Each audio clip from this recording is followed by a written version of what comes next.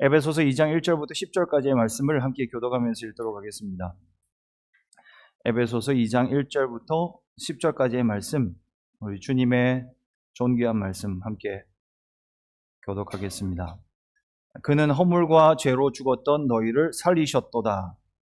그때의 너희는 그 가운데서 행하여 이 세상 풍조를 따르고 공중의 권세 잡은 자를 따랐으니 곧 지금 불순종의 아들들 가운데서 역사하는 영이라.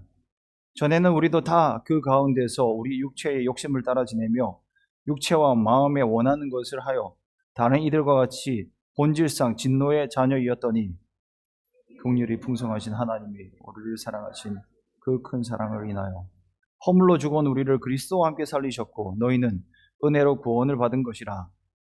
또 함께 일으키사 그리스도 예수 안에서 함께 하늘에 앉히시니 이는 그리스도 예수 안에서 우리에게 자비하심으로써 그 은혜의 지극히 풍성함을 오는 여러 세대에 나타내려 하심이라. 너희는 그 은혜에 의하여 믿음으로 말미암아 구원을 받았으니 이것은 너희에게서 난 것이 아니요 하나님의 선물이라. 행위에서 난 것이 아니니 이는 누구든지 자랑하지 못하게 함이라. 우리는 그가 만드신 바라 그리스도 예수 안에서 선한 일을 위하여 지으심을 받은 자니 이 일은 우리로 그 가운데서 행하게 하려 하심이라. 아멘. 오늘은 라이트, 우리 5가지 가치 시리즈 중에 4번째 시간입니다.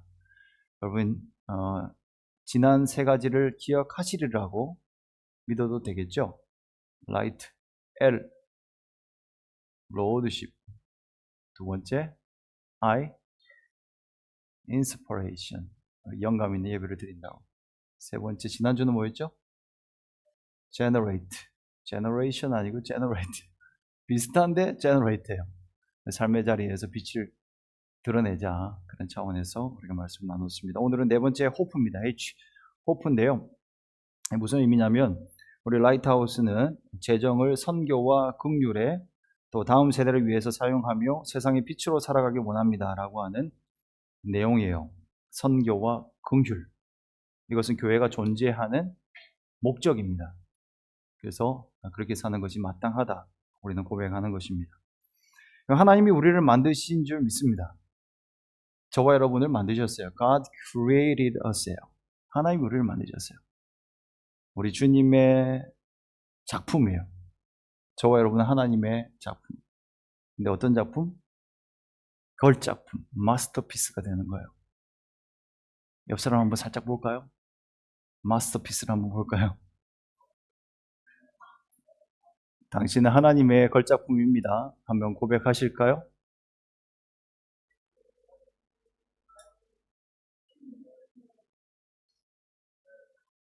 하나님의 걸작품들이에요. 얘기를 못 하시는 분도 계시는데 여러분의 남편과 여러분의 아내도 하나님의 걸작품입니다. 김태희만, 그리고 원빈만, 얼마 전에 우리 동네 왔다간 테일러 스위프트만 하나님이 정성스럽게 만든 게 아닙니다. 하나님이 우리를 마스터피스로 만들었어요. 걸작품이에요. 그렇다면 흠잡을 데가 없는 거예요. 흠이 없어요, 우리는. 그게 하나님이 만드신 작품이라는 의미예요. 우리가 세속적 관점에서 보니까 누구는 좀 더 잘생겨 보이고 누구는 좀 더 예뻐 보이고 이런 게 보이는 거지, 하나님의 관점으로 보면 다 진짜 소중한 거예요. 이 세상을 살면서 우리가 좀 부족함이 있을 수 있잖아요. 장애를 안고 태어난 사람들도 있고 조금 더 우리가 볼 때는 생긴 게 예쁘진 않구나 이렇게 말할 수 있는 사람이 있을지 모르겠어요. 예쁘다는 얘기가 막 나오지 않는 아이들도 실제로 존재하기는 해요. 저는 우리 둘째가 태어나고 나서 한 1년 정도를 예쁘다 소리를 해보질 않았어요. 왜? 안 예뻤으니까. 우리 둘째가. 첫째는 태어날 때 너무 예쁘게 팡긋팡긋 태어났거든요. 눈도 크고 애가 태어날 때 와 예쁘다 생각했는데 둘째 태어났는데 삐쩍 마른 게요, 2.4kg로 태어나가지고 그냥 깡마른 그 새끼 몽키 이러고 있는 거예요. 그래서 예쁘다 소리가 안 나왔어요. 그러나 예뻐졌죠. 지금은 너무너무 예뻐졌어요. 둘째가 사랑스럽고 예뻐요. 그런데 우리의 눈에는 그래요. 우리의 눈에는 조금 덜 예뻐 보이고 덜 조화롭게 보이는 그런 사람이 있을지 모르겠지만, 그러나 하나님의 관점에는 그렇지 않아요. 다 소중한 존재들이에요. 그래서 아까 옆에 여러분의 아내가 없고 남편이 없고 가족이 없는 사람들은 집에 가서 꼭 얘기해 주세요. 너는, 그리고 당신은 하나님의 걸작품이라고. 그렇게 봐주시기 바랍니다. 모든 사람들을 하나님 최고로 만드셨어요. 마스터피스. 여러분 걸작품 본 적 있어요? 대단한 걸작품을 보면요, 그 아름다움이 대단해요. 그 디테일한 그 솜씨, 그리고 그 작품이 우리에게 주는 그 메시지, 그 안에 들어가 있는 하나하나의 함이 되어져 있는 그 의미들, 이런 것들 앞에 서면요, 대단하다, 그런 탄성을 자아내게 되는 것입니다. 우리가 그런 존재라고 하는 거예요. 우리는 그렇게 살아가야 돼요. 우리가 하나님의 걸작품이기 때문에 어떻게 살아가야 되냐면, 하나님의 그 진짜 가치, 우리를 만드신 하나님의 솜씨를 이 땅에 나타내고 살아가야 합니다. 여러분의 진정한 가치를 세상 가운데 드러내고 살아갈 수 있기를 축복합니다. 근데 세상은 이 진리를 알지 못해요. 세상 사람들의 생각 속에 있는 다 진화론으로 꽉 차 있잖아요. 진화론의 그 중심에는 뭐가 있냐면 우연이 됐다라고 하는 게 있어요. 우연이 됐대요. 사람도 우연히 만들어졌대요. 세포 하나가 우연히 팡 터졌대요. 정말 근거 없어요. 우연히 생겼다고 하는 그 과학자들이 하는 이야기에 사람들은 다 설득당해서 수많은 사람들이 믿으니까 의심도 안 하고 다 믿고 가요. 근데 찬찬히 살펴보면 그것만큼 허탈한 이야기는 없어요. 우주도 우연히 생겼대요. 그냥 갑자기 점 하나가 어디서 나왔대요. 그게 믿어져요, 여러분. 근데 세상 사람들은 그걸 믿고 맹목적으로 살아가는 것입니다. 목적이 없어요. 문제는 목적이 없다는 거예요. 우연히 생겼다고 믿기 때문에 자기 인생도 우연히 어떻게 될 거라고 생각해요. 태어났으니까 살아가면 돼요. 그게 위험한 것이죠. 힘이 없어요. 존재 이유를 모르니까 갈팡질팡해요. 우왕좌왕해요. 이렇게 살아갔다가 저렇게 살아갔다가 주장들이 다 다르고요. 살아가다가 또 힘 빠져서 쓰러지기도 하고 결국은 절망을 향해서 가는 게 인생들이에요. 존재 이유를 알지 못하면 방향을 찾지를 못하고, 그러면은 인생을 힘있게 살지를 못해요. 존재 이유를 알아야 돼요. 하나님이 우리를 만드셨습니다. 만드신 우리를 향한 목적이 있습니다. 목적을 잘못 정한 채 살아가는 건 오히려 더 위험해요. 목적을 알지 못하는 것도 위험하지만 목적을 잘못 정하고 거기에 헌신하잖아요. 그건 정말 위험한 일이에요. 하나님께서 우리를 하나님의 작품으로 빚으신 목적이 무엇일까요? 오늘 말씀 10절에는 얘기를 해줘요.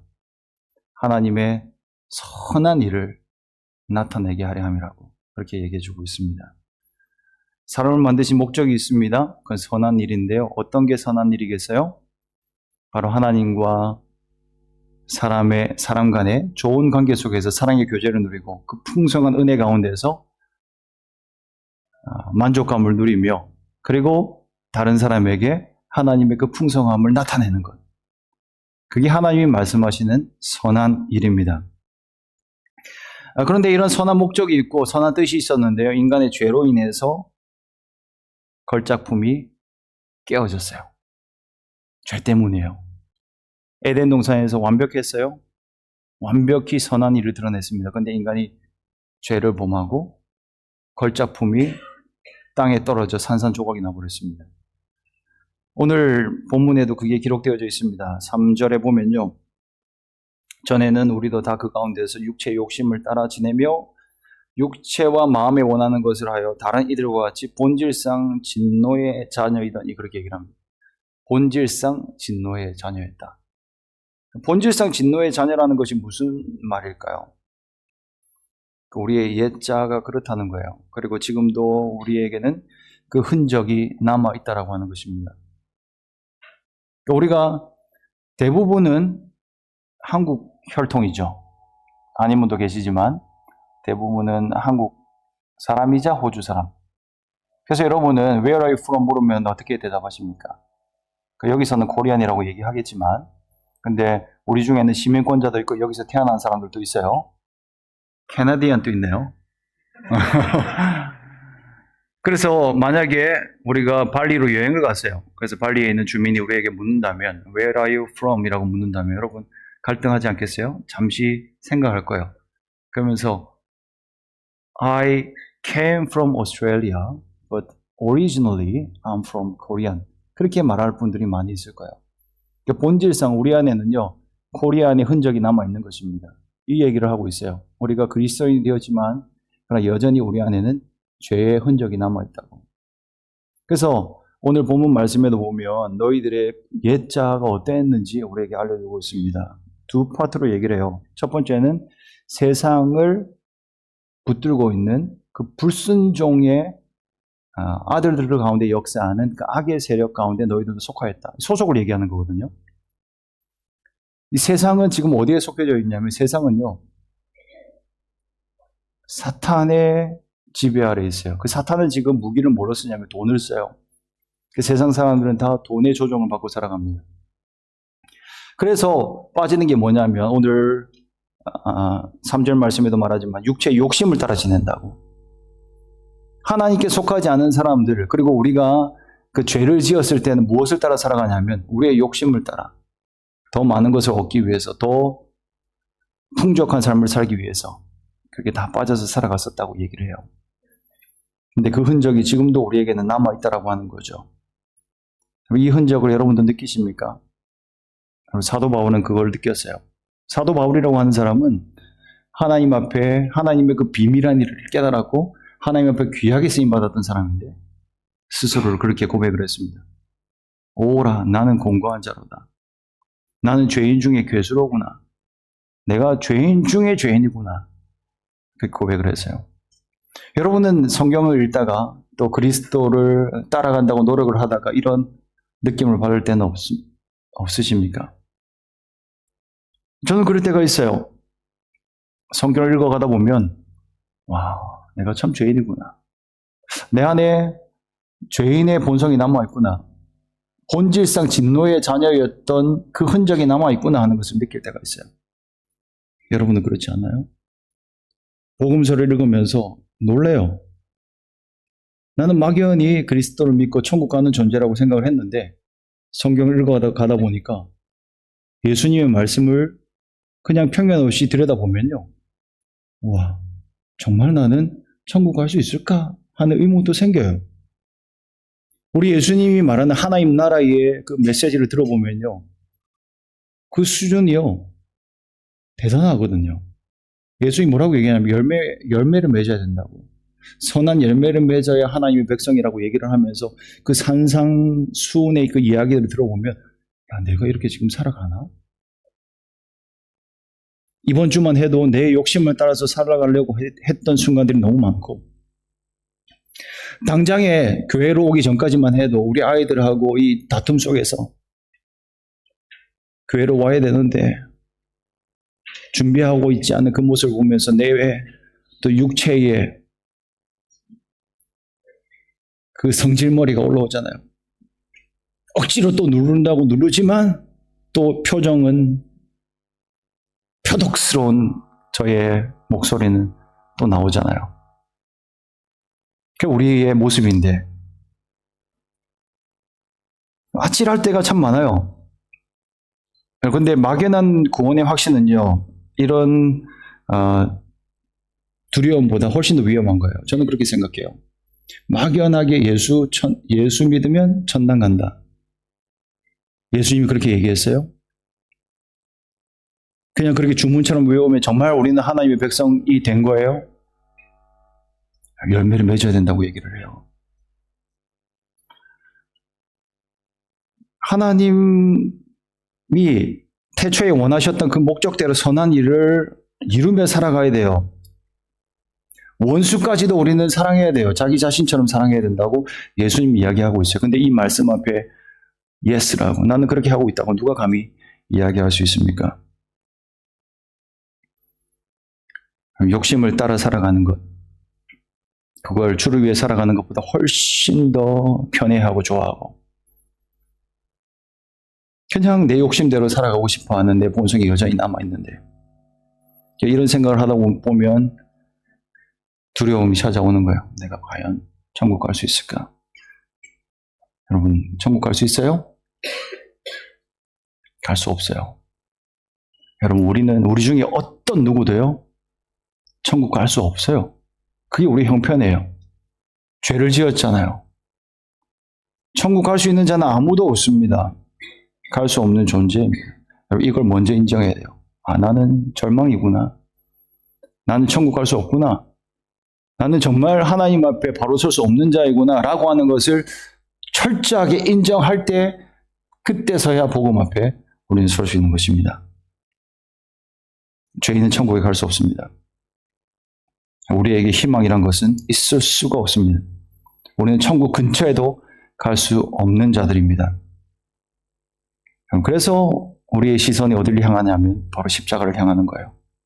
아, 정말 예수님께서 십자가에서 죽은 것이 나를 위함이구나. 예수님이 십자가에 달리실 수밖에 없었구나. 예수님의 죽음이 곧 나의 죽음이었구나. 정말 예수님 나를 위하여 피를 흘리셨구나 하는 것을 고백하게 되는 것입니다. 그러면서 주님 앞에 나오는 거예요. 아, 어떡할까? 그럼 나는 어떻게 살아가야 됩니까? 이 고백을 해야 돼요. 사도 바울이 고백했던 것처럼 또 베드로가요 2000년 전에 성령 충만해서 설교했잖아요. 예수의 복음에 대해서 막 설명했습니다. 그때 청중들의 반응이 그랬습니다. 그래서 어떻게 해야 됩니까? 베드로의 설교는 어땠습니까? 여러분이 예수를 십자가에 못 박은 것입니다. 다른 사람이 아니에요. 여러분이. 우리가 예수를 십자가에 못 박았다고. 우리의 죄가 예수의 옆구리에 창을 찔렀다고. 그렇게 베드로가 설교를 했습니다. 그때 그 사람들 마음에 찔림이 있었어요. 아, 내가 찔렀구나. 나 때문에 예수가 죽었구나. 그럼 어떻게 해야 되겠습니까? 그 얘기를 할 때 베드로가 선포합니다. 회개하고 성령을 선물로 받으라고 얘기를 하고 있습니다. 여러분, 어떻게 할까? 어떻게 해야 하나님의 백성이 될 수 있을까라고 하는 그런 질문을 할 수 있기를 예수님의 이름으로 축복합니다. 그래야 구원이 여러분에게 실제가 되어질 수 있습니다. 그 질문에 대한 해답이 오늘 본문에 나오는 거예요. 4절부터 6절 말씀이에요. 4절에 어떻게 얘기를 합니까? 긍휼이 풍성하신 하나님이 우리를 사랑하신 그 큰 사랑을 인하여 그렇게 얘기를 합니다. 여기에 생략된 게 있어요. 원어에는 그러나가 나와 있습니다. 우리가 그렇게 죄인이었지만, 본질상 진노의 자녀였지만, 그러나 긍휼이 풍성하신 우리 하나님이 merciful이에요. 우리를 너무나 사랑하신 그 하나님이요, 그 큰 사랑 때문에, 다른 이유가 아니에요. 그 사랑이 너무나 풍성해서, 그리고 말씀이 이어져요. 허물로 죽은 우리를 그리스도와 함께 다시 살리셨고, 할렐루야, 우리 하나님이 그 사랑 때문에 우리를 살리셨습니다. 그리고 또 본문이 이어져요. 말씀이 이어져요. 또 일으키셨다고. 그리스도와 함께 일으키셔서 또 어떻게 해요? 예수 그리스도 안에서 함께 하늘에 앉히시니라고 어마어마한 얘기를 하고 있는 것입니다. 우리는 그런 존재입니다. 다시 살리셨고, 다시 일으키셨고, 또 하늘에 앉힘받은 그런 존재. 근데 이 말씀의 핵심 뭔지 아세요? 그리스도와 함께요. 그리스도와 함께 우리는 죽었다가 다시 살아난 존재들입니다. 주님이 우리를 살리셨습니다. 허물과 죄로 죽었던 우리들인데요. 세상 풍속을 쫓고 또 세상을 붙잡고 있는 이 사탄의 세력을 쫓아 살아가는 우리들이었는데 우리 주님이 우리를 다시 살리셨다고. 오직 하나님의 은혜로. 하나님의 은혜가 우리를 건져내셨습니다. 8절 말씀 우리 한번 읽어보겠습니다. 시작. 너희는 그 은혜에 의하여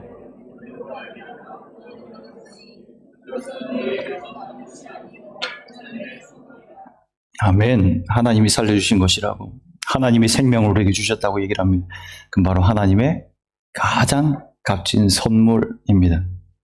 이제는 완전히 달라진 거예요. 우리가 죄로 깨뜨려 버렸잖아요. 하나님의 걸작품을. 근데 하나님이 다시 싸매어 주신 거예요. 그래서 구원을 재창조라고 얘기를 해요. recreation이라고 얘기를 합니다. 다시 살려주신 거예요. 우리는 완전히 달라졌습니다. 우리는 완전히 회복되었습니다. 그러므로 우리의 삶의 방향은 완전히 달라져야 되는 것입니다.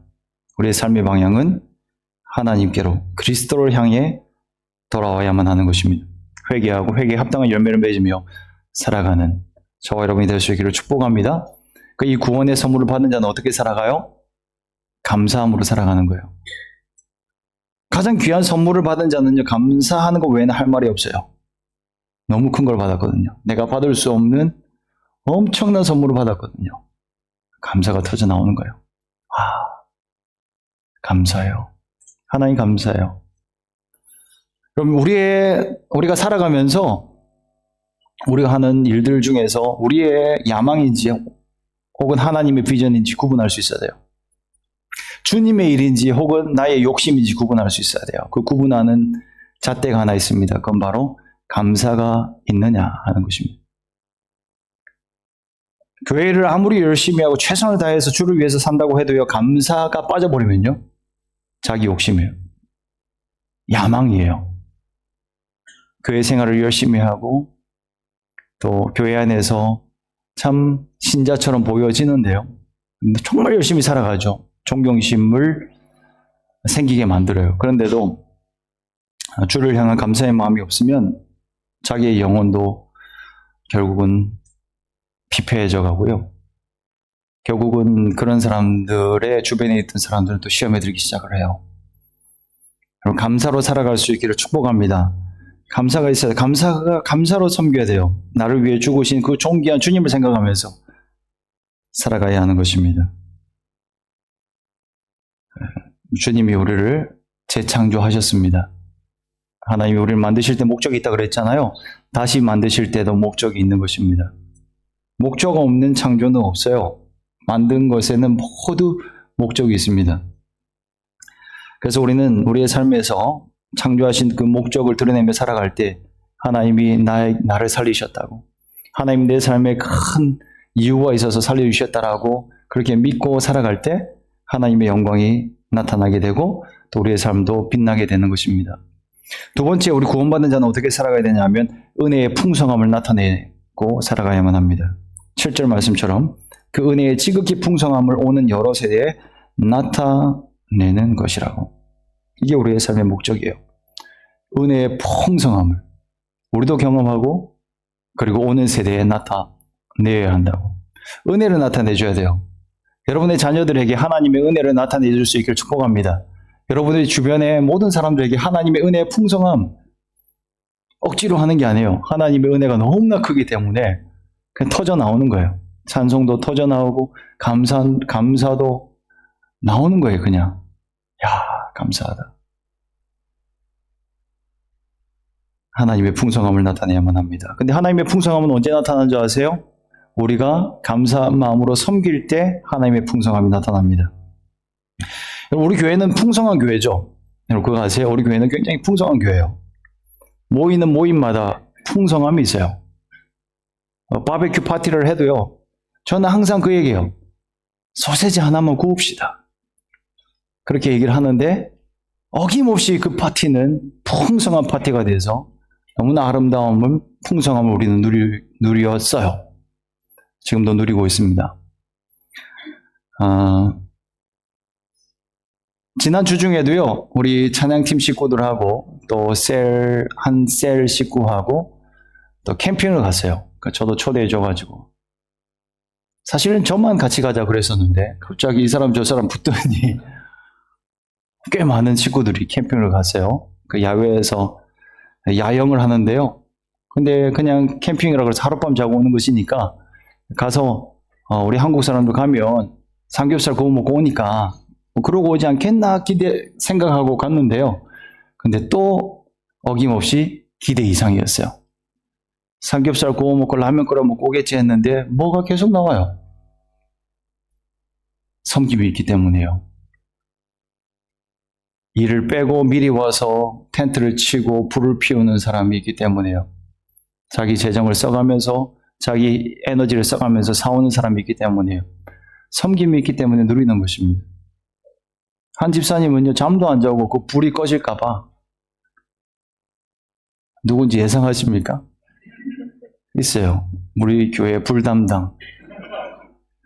새벽 3시까지 그 불 안 꺼뜨리려고 그러다가 진짜 계속 안 꺼뜨렸었어요. 여러분의 섬김으로 풍성해지는 것입니다. 여러분의 모든 모임들마다 하나님을 향한 감사로 또 섬겨서 풍성함을 세상 가운데 나타낼 수 있기를 축복합니다. 지난주에 우리가 재정 보고 들으면서 또 우리가 함께 느끼는 게 그거잖아요. 개척교회지만 참 풍성하구나 하는 거잖아요.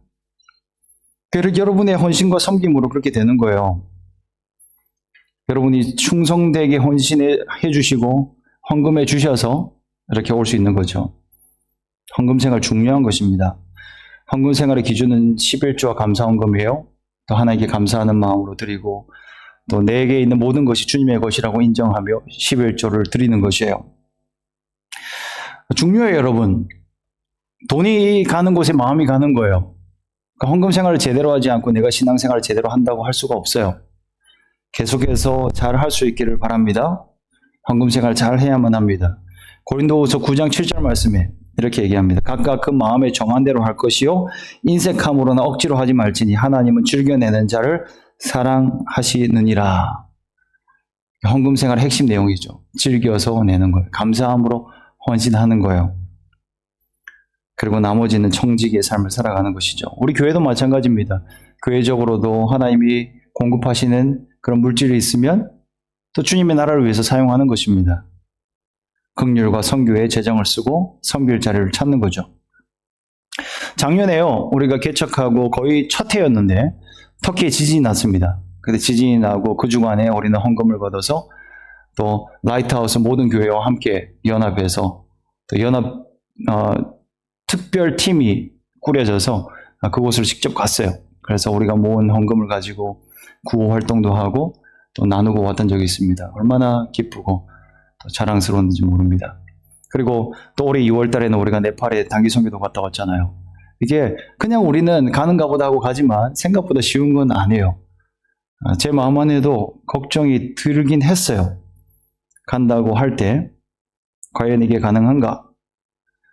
목사가 자리를 비워도 되는가? 이런 생각부터 해서 또 재정은 또 얼마나 들 것인가? 또 누가 갈 것인가?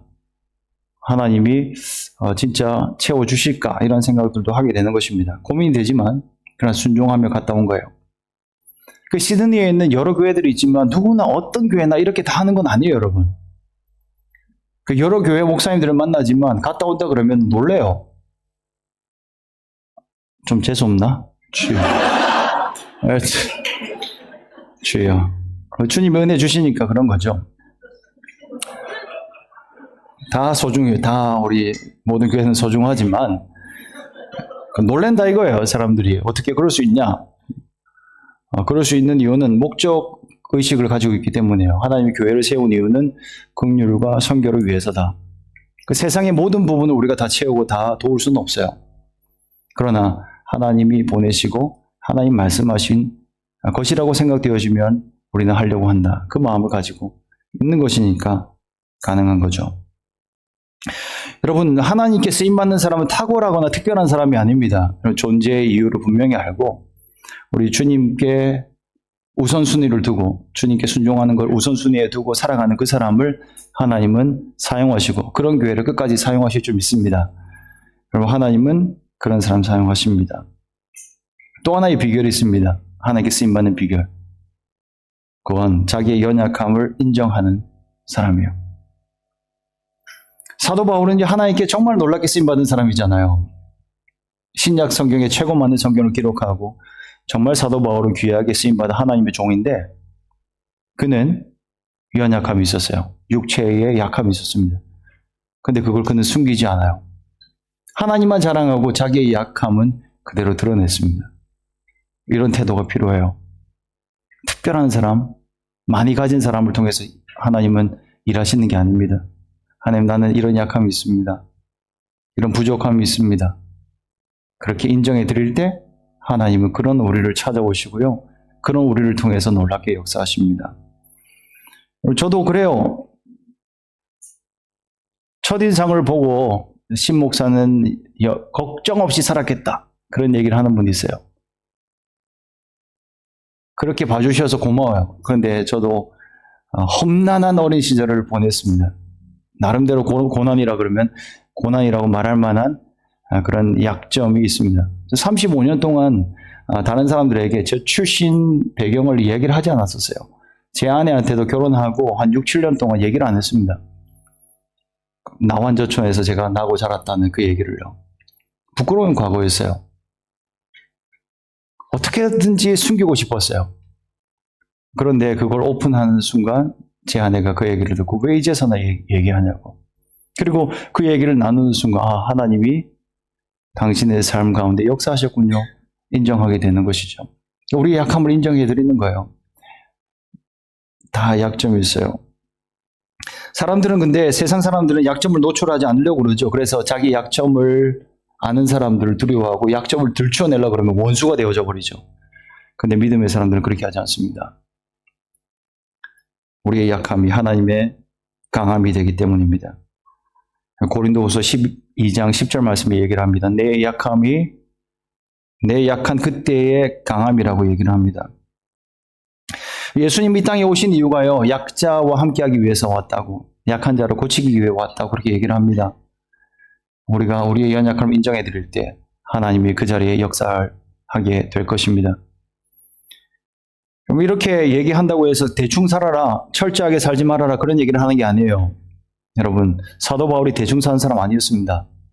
탁월함으로 살아갔던 사람이었습니다. 그러나 모든 사람들에게는 약점이 있습니다.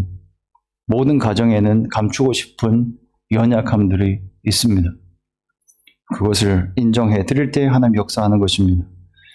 모든 걸 다 가진 사람들, 그리고 모든 것을 다 할 수 있는 것 같은 사람, 약점 없는 사람들은요, 우리가 볼 때 별로 은혜가 안 돼요. 그런데 정말 내가 이렇게 힘들었다고 얘기하는 그 순간 옆에 그 얘기를 듣는 사람을 위로받아요. 셀 모임을 갈 때 그런 사람을 통해서 위로를 받습니다. 저 사람 저렇게 힘들게 살아가는데 내가 힘든 건도 아니구나 생각하면서 위로받고. 우리 그때 셀 모임 할 때 웅이 형제가 그런 고백을 하는 걸 들었어요. 다른 집사님께서 한 주간 살았던 얘기를 쭉 하니까 우리 저 형제가 뭐라고 얘기하냐면 나도 힘들어서 힘든 얘기를 좀 하려고 그랬는데 집사님 얘기 듣고 보니까 내 힘든 것도 아니네요. 진짜 위로가 됐다고 그렇게 얘기하는 걸 들었습니다. 다른 사람의 약함을 들으면 위로가 되죠. 인간이 그래요. 그래서 숨기지 마시고요. 우리 주님 앞에 내어드리고 또 다른 사람에게도 이런 약함이 있지만 하나님이 내 인생을 붙잡고 있다고 하나님을 자랑할 수 있기를 축복합니다. 명품백이 우리의 가치를 드러내는 건 아닙니다. 우리의 삶을 붙잡고 계시는 하나님, 우리를 만드시고 우리를 고치시고 우리를 살리신 그 하나님을 나타낼 때 우리의 인생이 빛나게 되는 것입니다. 여러분, 우리는 하나님의 걸작품입니다. 우리에게는 그 놀라운 하나님의 풍성함이 있습니다. 근데 세상은 소망이 없잖아요. 소망 없는 세상 가운데 그 하나님의 은혜의 풍성함을 나타내고 여러분의 배우자에게, 여러분의 자녀들에게, 또 세상의 모든 사람들에게 하나님의 풍성함을 나타내는 저 여러분 될 수 있기를 예수님의 이름으로 축복합니다. 특별한 일을 할 필요가 없어요. 그냥 내가 해야 할 일을 하면 되는 것입니다. 위대한 사역이 아니고요. 하나님이 가라고 하는 곳에 가면 되는 것입니다. 우리 눈에 아무것도 아닌 것처럼 보여도 주님의 손에 붙들리면요. 그러면 그것이 특별한 일이 되어집니다. 최고의 선물을 주신 그 하나님, 어마어마한 선물이에요. 영원한 생명, 그 선물이 우리 가운데 주어졌잖아요. 하나님 우리를 지극히 사랑하셔서 그 은혜를 받았기 때문에 날마다 하나님께 감사하고요. 더 하나님을 자랑하시고 소망 없는 세상 가운데 소망을 주는 저와 여러분 될 수 있기를 예수님의 이름으로 축원드립니다.